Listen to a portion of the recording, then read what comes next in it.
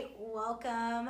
I'm so glad you're able to see these videos that we'll be making for you guys to take your health deeper.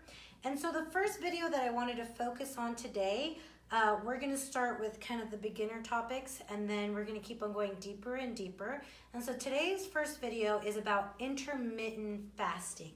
And so if you've seen me in the office, or you're getting health coached by me, or if you've even been following us on our Facebook page at Doctors Warren, we talk about fasting a lot. We talk about fasting for healing, for balancing hormones, for reducing inflammation. Fasting is remarkable. And the first step to really going on a really great health journey is fasting. And another first step for that is intermittent fasting.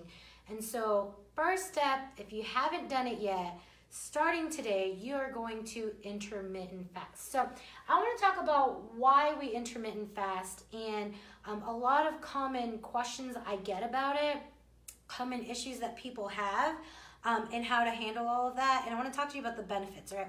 So intermittent fasting, something you have to understand is that we eat a lot, okay?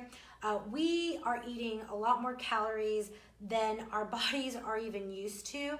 And so when you're intermittent fasting or fasting, you are going back to ancestral ways. So what we call ancestral healing. I thought I had it on the board, but I don't. That's okay. So ancestral healing means that our bodies are so similar to how our ancestors lived, the hunter and the gatherers, okay? Even though our bodies are identical to our ancestors, the world that we live in is not. It's not even close. We're exposed to more toxins, more bad fats. We're taking medications, getting vaccinated. Our body is becoming burdened. Not only that, but we have never had as much access to food as we do today. Meaning we spike insulin, we have high sugar in our body, high glucose, like never before. And so intermittent fasting is going back to the way our ancestors used to eat. And I love saying that because guess what? This means it's not a fad.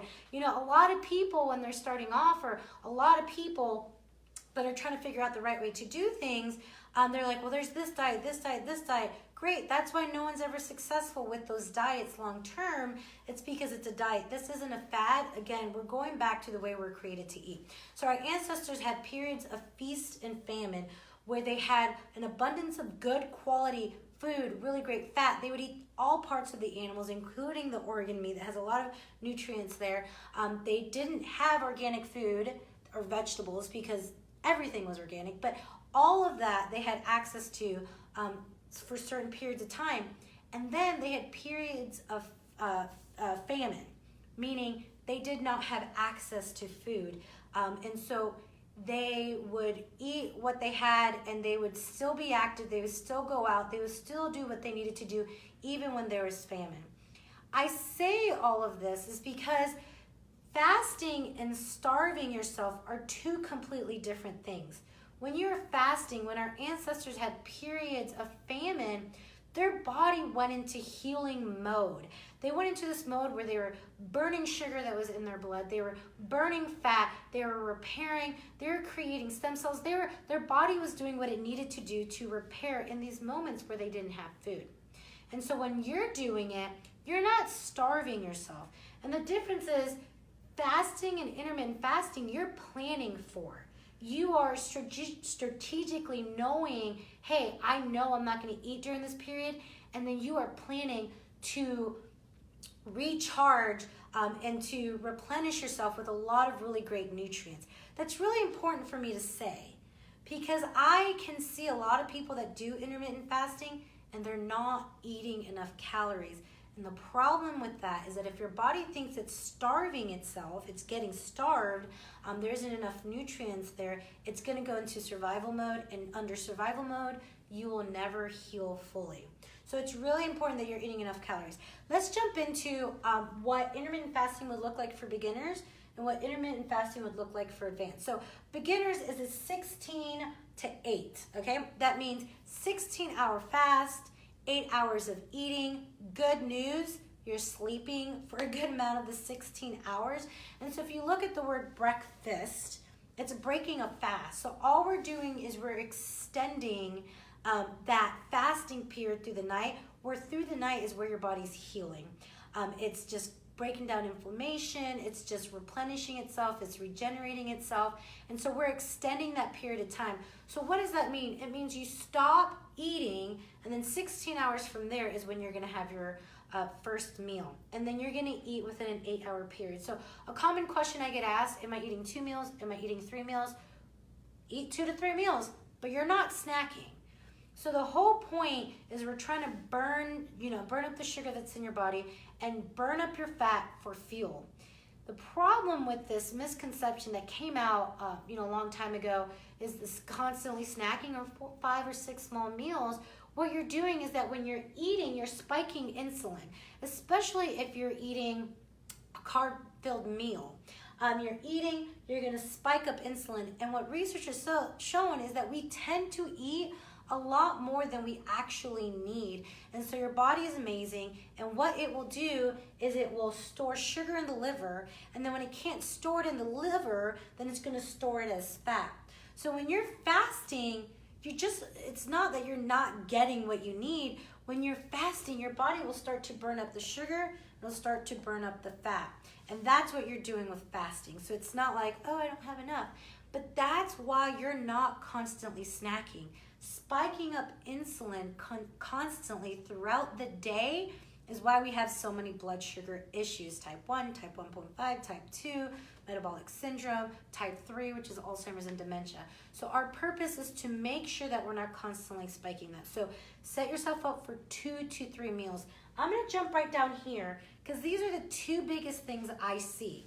Even people that are doing really, really, really well, I see this problem. They'll do really, really well for a while, and then they're like, oh, this isn't going well. This is what I see. Number 1, that they're not eating enough calories. Number 2, that they're not eating enough fat. And so when people start doing intermittent fasting, they'll say, man, I just feel so hungry the next day, or I feel like I need a snack later at night.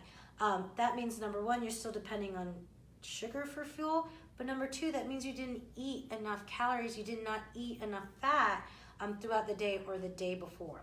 So don't just cave in and eat something. Just know, hey, I need to plan better the next 8-hour period. So I'll be completely honest with you. When I first started really hitting intermittent fasting hard, especially with kids, that was my problem. I was running around between the office, seeing practice members, coaching clients, kids, that sometimes I just wouldn't eat enough. And I could sense it. I didn't have enough energy. I felt hungrier the next morning when I was waiting to break my fast. And so I do a few things to kind of make sure that I'm eating enough fat, eating enough calories. I will either make bone broth, which is amazing and healing for the gut, and I'll put a lot of grass-fed butter in there, and some sea salt, Himalayan salt or sea salt. I will make a keto smoothie. Y'all, I think it's so good. But anytime I'm like, oh my gosh, my fast is, I'm about to start my fast, I'm almost done with my 8-hour period, I will make a smoothie.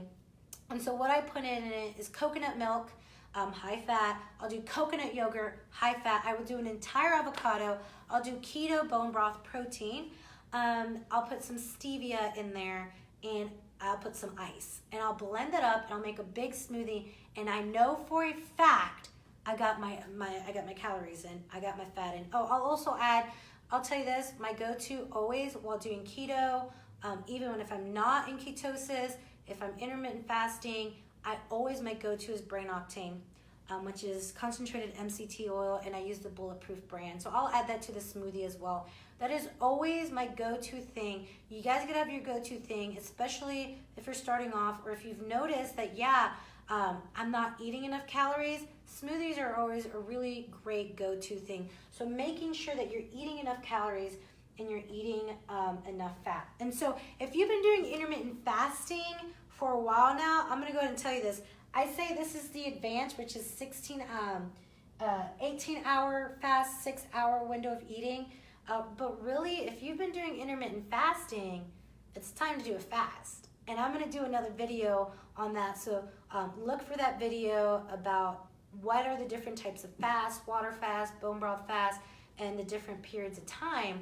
But the next step is, if you've been doing 16-hour fast and then eating for 8 hours, then start doing an 18-hour fast and eating for 6 hours. So that's gonna be your next step in regards to advance. So what's really huge about doing intermittent fasting and switching to this way of eating is we're bringing down inflammation. And you bring down inflammation by not being dependent on sugar and using fat for fuel. So this is your first video on intermittent fasting. If you guys have any questions at all, make sure to comment on the video, send us a message or an email, or meet with me, and we'll make sure to get your questions answered.